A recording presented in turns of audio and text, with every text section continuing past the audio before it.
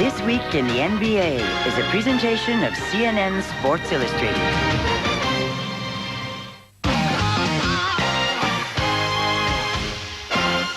Next up, it's This Week in the NBA with a word or two, or even three.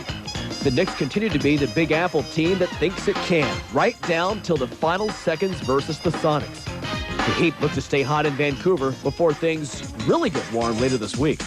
In just 2 months on the job, the Pacers' Larry Bird's shown he's learning the lingo of an NBA coach. After he feels that he's said enough, he'll just say, well, go kick their ass. Our insider talks trade as the deadline grows near. And our favorite worm pays homage to the return of the Pimp. Next.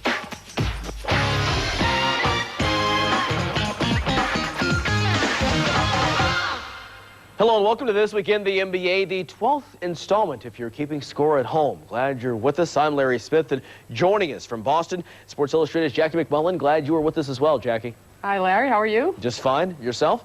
Me and Scottie Pippen, we're both back. Yeah. It's nice to have you back. Thank you. I'm glad nice, to be here. Nice to have Scottie back, at least if you're a Bulls fan, that is. Well, more on the Bulls in a moment, but first, let's get to tonight's highlights. The Knicks have gone 4-4 since Patrick Ewing went down, but after playing the Bulls close to the vest Friday night, they still believe they're a force in the Eastern Conference. Tonight, in comes the toughest litmus test the New Yorkers could ask for to back up such a boast. The Sonics, 8 straight wins on the road, 8 in a row overall, one of the top offensive teams in the league. Now, Seattle's also among the most balanced, 5 players averaging between 10, that is, and 20 points per game. The guys in green bringing in the league's best record at 29-6. Maybe looking ahead to the Bulls Tuesday night? Well, Patrick Ewing, look at that, with the left hand. Maybe he should try that more often. Seattle, good ball movement here. Hersey Hawkins will take the three. Makes it a 5-point advantage for Seattle. But the game was tied 77-all midway through the fourth quarter. Allen Houston from downtown. And Patrick Ewing making a lot of noise with the clap. Software. Shot clock winding down. Starks. Yeah. Knicks up 1, 88-87. Vin Baker working inside. What a trip he's had. Third game of a 4-game road trip for the Sonics, and Seattle up by 1. Starks missing 2 free throws, so Knicks up by 1. 7.4 seconds left. Payton drives, shoots the runner. It's off, out of bounds though. Still Sonics ball. 2.4 left. So Sonics, one more chance. Dale Ellis, no. And the Knicks somehow survived 92-91, so the Sonics' 8-game win streak is over. We're not going away. We've had some hard times. We fell upon some hard times this year and had some mishaps, but that's the NBA. You know, you got to deal with injuries, et cetera, and we're trying to deal with it. And, you know, we have some talent here. We have some guys here who knows how to play, who can put up some numbers, and we're not going away. We're going to come out every night. Knicks 5-4 without Patrick. Meanwhile, 3 teams have racked up double-digit losing streaks this season. The Grizzlies are trying to avoid making it 4.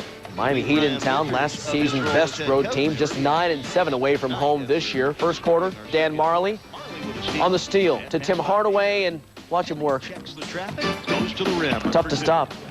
Heat by 3 in the first. To the second quarter, Alonzo Mourning, 17 points, 15 rebounds, 6 blocks, and one emphatic jam. Tim Hardaway, closing seconds of the first half. The 3-ball, Heat up 15 at halftime, 55-40. They would cruise from there. Hardaway to Marley to Jamal Mashburn. Grizzlies would close late, but their losing streak reaches double digits, 96-90. The Heat get the win on the road. They've got a tough road ahead on a 6-game West Coast trip. Now imagine a gag order being handed down on a Sunday afternoon in downtown Washington, D.C. The Hawks and Wizards were told to lock it up, boys, after some friendly jawing turned nasty when the two met Friday night in Atlanta. But Smitty, C. Webb, and Juwan Howard all said they kind of missed all the chatter. Ron Strickland, today's action, hits the jumper. Hawks back down, closing seconds of the first half. Dikembe Mutombo is there to put back the Steve Smith miss. Hawks up at halftime, 53-42. Howard to Strickland, who had a career-high 37 points. Hawks lead just 1 after 3 quarters. Hey, easy, guys. The family show. Closing seconds. Steve Smith doesn't get it. Chris Webber and Smith still talking. Overtime now. Smitty hits it, and waves bye-bye to the Wizards. Weber, 9 straight games with 20 points or more. Hawks get the win by 5. Totally a team game. I mean, it wasn't nothing personally me versus Chris Webber or me versus Juwan Howard. I really want people to understand that we're people that we're friends. I mean, I grew up with Chris and, you know, cheered them on when they were at Michigan. Not when they played Michigan State, but it was a good, clean, hard fall basketball game. It was something to see what you're made of because of everything went on Friday. It was nothing personal or, you know, out of the ordinary. Moving on, the last time the Clippers won in Detroit, the bad boy era was in full effect. Bill Laimbeer, Dennis Rodman, Isaiah Thomas, and the like working the courts in the Pistons Dome. L.A. looking for its first win versus an Eastern Conference foe this season. Maurice Taylor playing in Michigan, where he starred as a collegiate. Brian Williams, the block. Grant Hill to Jerry Stackhouse. Pistons up by 9 early on. Hill into the first quarter.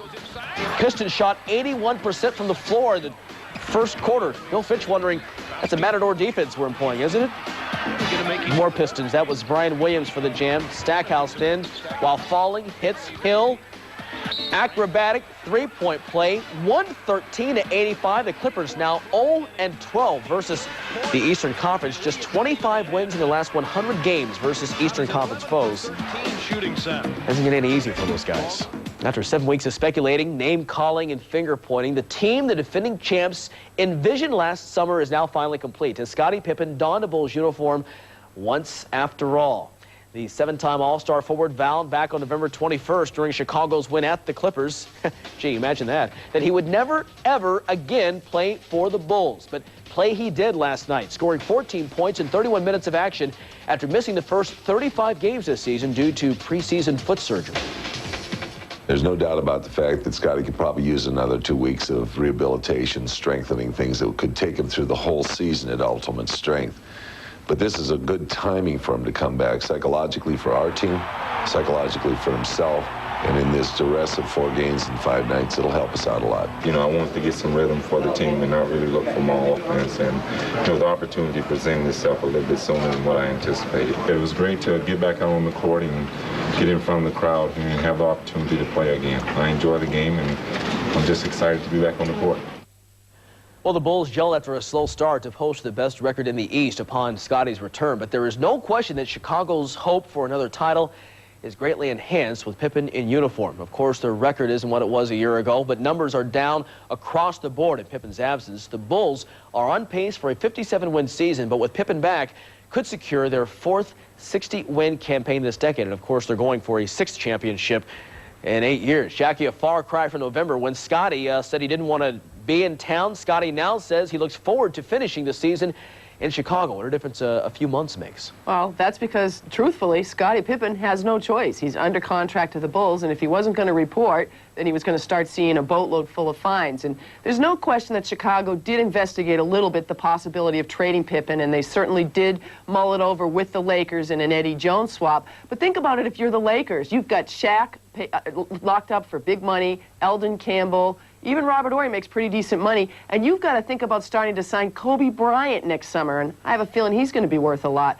So I think this makes sense for everybody. Scottie's going to stay where he is, and they're probably going to win another championship, and then he can go wherever he wants. And then the title run is over for the Bulls, probably. Okay. Well, you know, it wouldn't be a Sunday without some Lakers highlights. And hosting the Hornets as we speak, and it's a close game. They were down a couple minutes ago. We'll take a peek later in the show. But up next, the growing love affair in the heartland. Larry Bird's exceeded early expectations in Indiana, all the while becoming the ultimate players coach.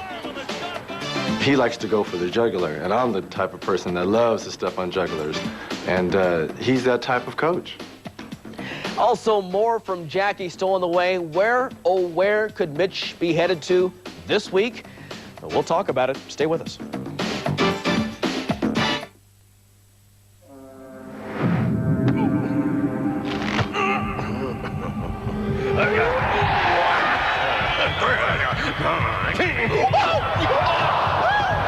Bud, the official beer of World Cup '98. We wouldn't miss it for the world. Official partner of World Cup '98. Bud.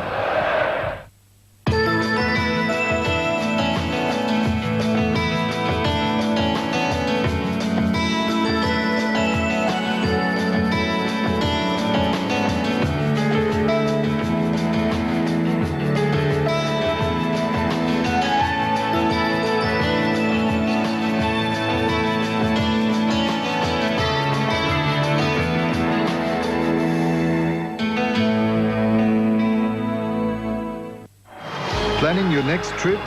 Navigate the World Wide Web to cnnhotels.com. Here, you'll access the latest information on over 2,000 CNN International partner hotels worldwide. Link to CNN Interactive, one of the top 10 sites on the web. It's the most detailed and easiest link to accommodations, rates, and room reservations. Before you check in, check out cnnhotels.com.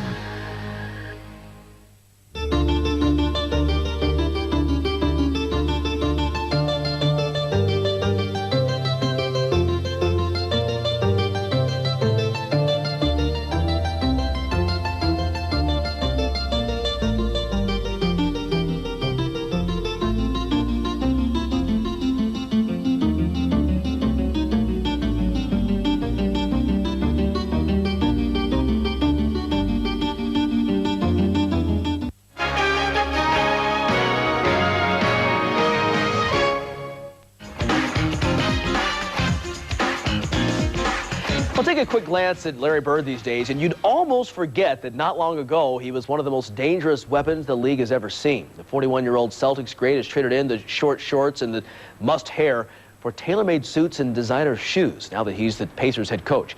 But as Paul Crane tells us, Bird's early coaching success is due, at least partly, to a new approach to the job.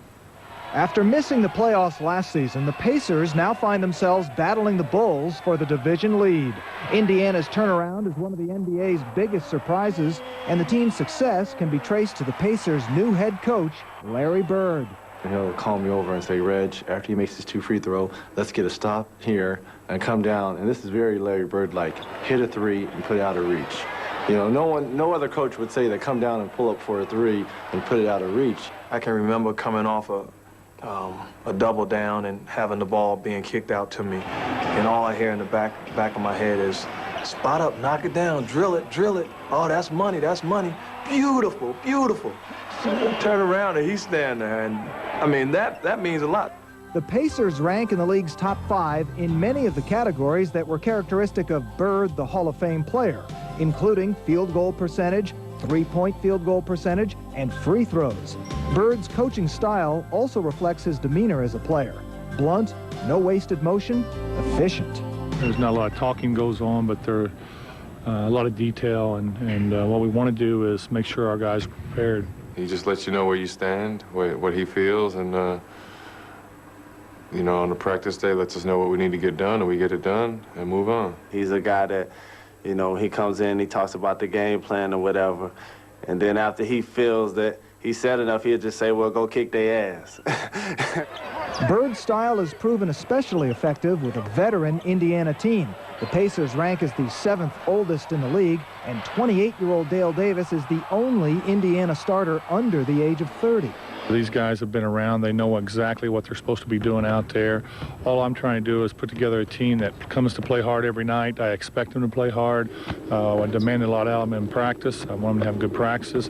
And, you know, they're not going to pull anything over my eyes. I've been around too long, and they understand that. He just understands a lot more, you know, how guys feel out on the court, how they feel on, you know, on days, you know, that we have to come out and practice. He understands, you know, how injured guys feel, and you know, it hasn't always been like that. Despite never having coached at any level before joining the Pacers, Bird has proved somewhat of an innovator. He hated long tape sessions as a player, so Indiana's videotape watching seldom takes more than 10 minutes. I just go out every day and we put together a practice schedule, and we put our edits together for tape, and we just sort of go out and do the things necessary to get the job done. Bird has also delegated considerable authority to his assistant coaches, developing a system similar to the NFL, with Dick Harder serving as defensive coordinator and Rick Carlisle coordinating the offense. You know, I've never coached at any level before, and they've helped me tremendously this year. You know, we've got a great offensive coach, a great defensive coach, and I'm sort of the overseer, and if I don't like something, I tell them, but if I like it, we go forward. Make no mistake, Larry coaches his team. Dick and I, we suggest, we have a lot of input. You know, we talk more in timeouts than most assistants in this league do, but Larry has the final word on things. Bird was the consummate team player, and that's reflected in Indiana's scoring and playing time statistics. Only 3 Pacers are averaging double figures in points. 11 players average double figures in minutes. We have 12 guys committed to winning that could care less about the individual numbers, that can care less about individual statistics, sold out about winning. Bird may appear to be a hands-off coach at times, delegating authority and allowing his veteran players to play. But make no mistake about it, the Pacers are very much a reflection of their coach. Team-oriented, competitive, and above all, successful. Paul Crane, CNN Sports Illustrated. Well, 15 of the NBA's 50 greatest players named last year have coached in the NBA or ABA, 10 without previous coaching experience, and Larry Bird is on pace to have one of the best rookie seasons of the group. Less memorable was Magic Johnson's brief fling on the sidelines 4 years ago, and who can forget George Mikan's 39-game stint with the Lakers 3 seasons before they moved from Minneapolis to L.A. Actually, I had forgotten. But Jackie, for a franchise that's seemingly always on the fringe, are the Pacers now for real? Well, the one thing you have to realize with Larry is he's brought Jalen Rose and Travis Best back into mix. Now, these are two young guys that don't only give them depth for the postseason, but they also give them some young legs. And as we've mentioned earlier, they're an older team, so it very much could help them to have these two guys back in it. Okay, that's just a taste, but insider time after a quick timeout. More with her, Jackie McMullen. Celtics fans would argue that their Antoine Walker is the best second-year player in the league, but will the Celtics be able to hold on to him? Jackie will have that and more in the Insider segment coming up next.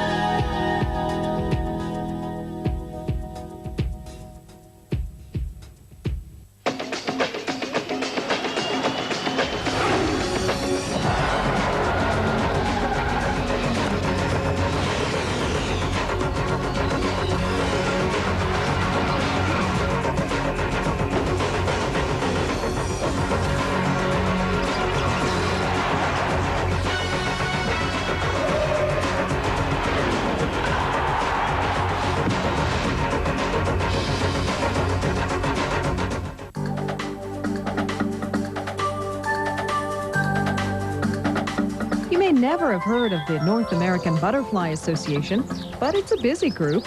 You would be too if you had to count all the butterflies in a specified region. The idea of the butterfly count is for us to get an idea of what species and their general populations in the area, and by taking a snapshot, that is counting the butterflies one day out of the year, you're able to compare those numbers year after year. No butterflies are actually collected during the annual count, but you can count on the experts to keep track of the various species and help to make sure the butterflies keep flying. And that's worth talking about.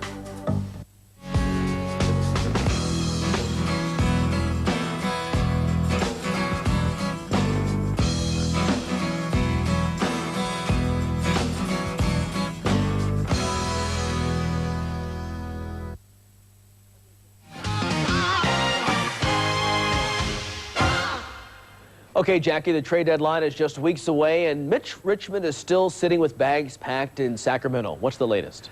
Well, from what I understand, sources have told me very close to this that there's a deal actually as close as there ever has been for Richmond, for Mitch Richmond and Kevin Gamble to go to, where else? Miami, for Ike Austin and Jamal Mashburn. Now, of course, this whole deal is predicated on whether the Kings can convince Isaac Austin that he'll re-up with them, because as we know, he's going to be a free agent this summer. If Austin isn't going to give the Kings those insurances, then yet again, Mitch might be sitting home with those bags packed and no place to go. And Austin, a big man on the free agent market next summer. Well, Boston's Antoine Walker is having a great year, deserving of all-star consideration in just his second season, much like Kevin Garnett last year. Now, will that translate to Garnett-type dollars for Walker? Well, it's interesting. The Celtics have already put in their preemptive strike. Rick Pitino has already made it clear that they're too cash poor to pay Kevin Garnett kind of money. But there's no question Walker's going to command around $100 million, and he's really worth it. If you look at this young man, he scores, he rebounds, and one of the most beautiful passers in the game of all small forwards, rookies, second-year guys, and otherwise.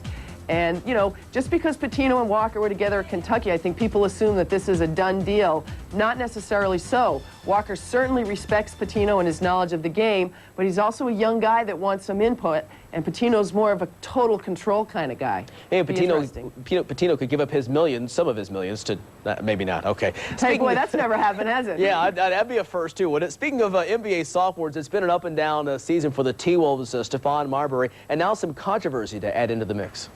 What? Well, Stephon did an interview with me, actually, with Sports Illustrated last week, and he talked a little bit about the fact that he wasn't very comfortable living in the city of Minnesota. As everybody knows, Stephon grew up in Coney Island. He's from a New York City kid, and I think he longs for the city. And I think this may be a problem for the Timberwolves when they try to lock him up this summer. I mean, it's one thing to pay Garnett $123 million, but you know what? Unless you have Marbury and Gugliotta to go with him, it doesn't do you much good. That's true. Well, Jackie, stay right there. We got to take a quick break, but coming up, Jackie will have word on a possible All-Star Game boycott. That's coming up after this. Stay with us.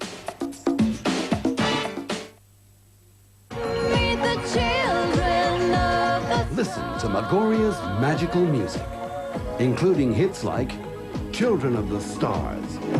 See the truth we hold, Lady of Charlotte, and in all their Angels. You can get your copy of Megoria's Divine Child from your favorite record store. Pure magic from Megoria.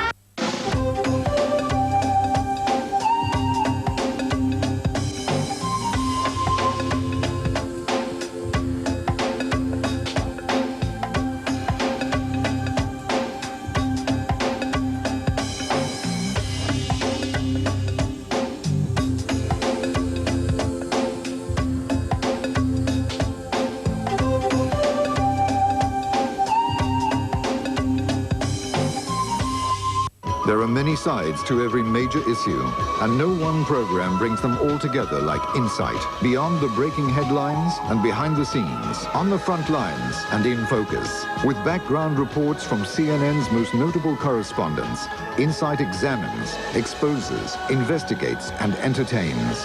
For the most intriguing topics and the most fascinating people, turn to Insight with Jonathan Mann. Weeknights only on CNN International. Ben Baker put the University of Hartford basketball program on the map, so the Hawks have put him on the wall. The three-time All-Star is the first in the program's history to have his jersey retired. Baker was honored in a ceremony this weekend, a tearful moment that he shared with the staff.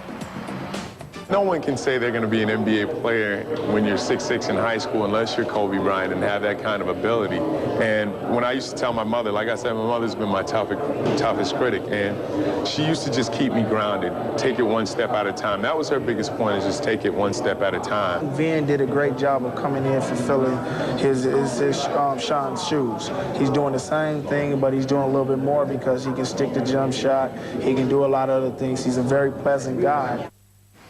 He's brought harmony to Seattle, but could it be a preview of a mid-June street fight? Too early to tell, but see for yourself. Sonics at the Bulls Tuesday night on TNT. As always, tip-off 8 o'clock Eastern. Oh, Baker, Gary Payton, Michael Jordan, all in action in that one. Almost all assuredly a uniform All-Star weekend in New York City next month. But Jackie, seems this new two-ball competition thing isn't going over so well. Well, actually, what happened, Larry, was that the players were upset that the league had not notified them that they were getting rid of the slam dunk and going to this two-ball set. And they also felt a little chagrined that the NBA, who, of course, is controlling the WNBA, was using their venue to promote the women's basketball. And so there was some talk this week of the players who had been asked to participate of actually boycotting this event. Now, the league and the union and the players all got together, and I think the unions decided this isn't the battle that they really want to fight, that there are going to be so many more big ones down the line. So they've let it go, but clearly it's just it's sort of a preview of the skirmishes to come. We're going to have a long summer of labor unrest. Oh, yeah. So two-ball is in. Mitch Richmond, Allen Houston, Clyde Drexler all are playing. Do we know who else is going to make history in this big event? Well, actually, Larry, I can tell you some of the people the league would like to have. They'd like to have Kobe Bryant. They'd like to have Glenn Rice, Steve Nash, Karl Malone, and Wesley Person. I've talked to some people around the league. It seems as though most of these guys are going to say yes. So when you look at it, pretty good field. Okay, we'll see what happens in a few weeks. Well, let's get right to it. Time for our Federal Express delivery of the week. And here it is, Rick Fox. Watch this. You can barely see it, but trust me, it was fantastic. Whoa, look out below.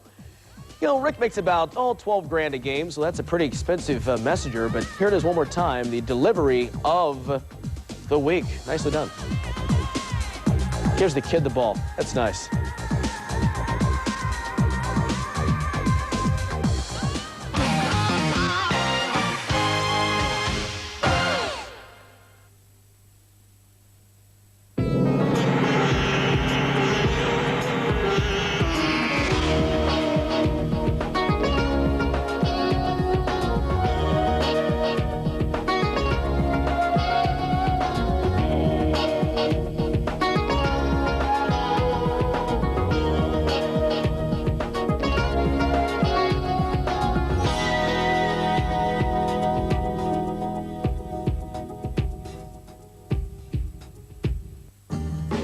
What is love? Love is passionate. Would you like to kiss me? Love is powerful. Psychologically, I'm very confused.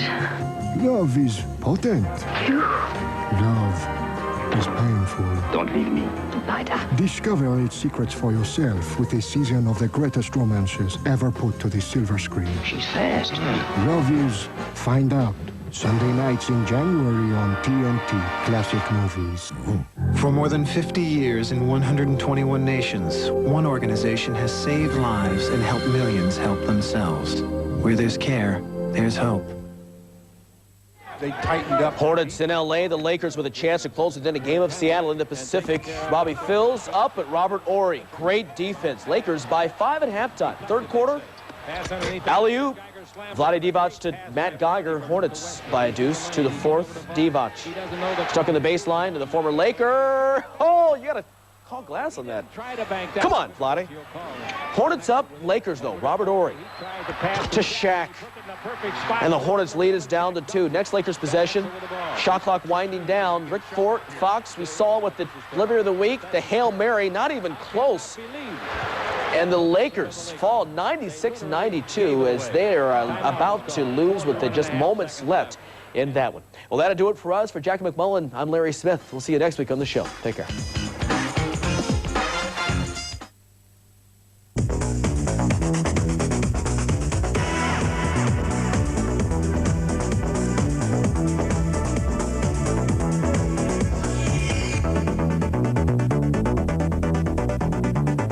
If you look up the definition of the word mercurial in the dictionary, you might find a team picture of the Atlanta Hawks alongside it.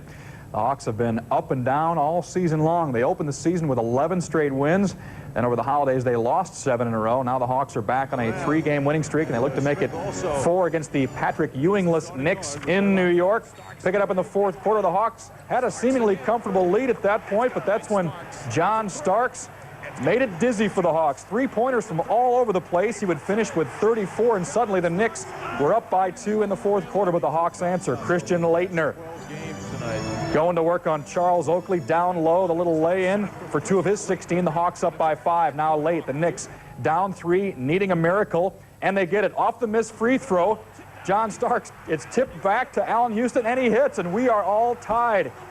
But just enough time left for Steve Smith, the player of the week last week in the NBA, to go to work, knifing through the lane and getting the jumper to go. 35 points for Smith as he stabs the Knicks in the heart. 91-89, the Hawks win it for their 4th straight victory.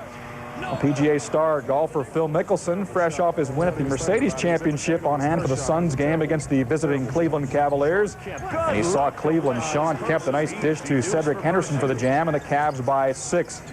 Second quarter, Rex Chapman for the Suns, the nice little runner in the paint to knot the game up at 45, but on the ensuing play, Kemp, look at this work here. The reverse in-your-face dunk, and the Cavs by 1. And then later, Kemp keeping his teammates involved. The dish to Zydrunas Ilgauskas for the lay-in, the big guy with 23 points and 16 rebounds in this one.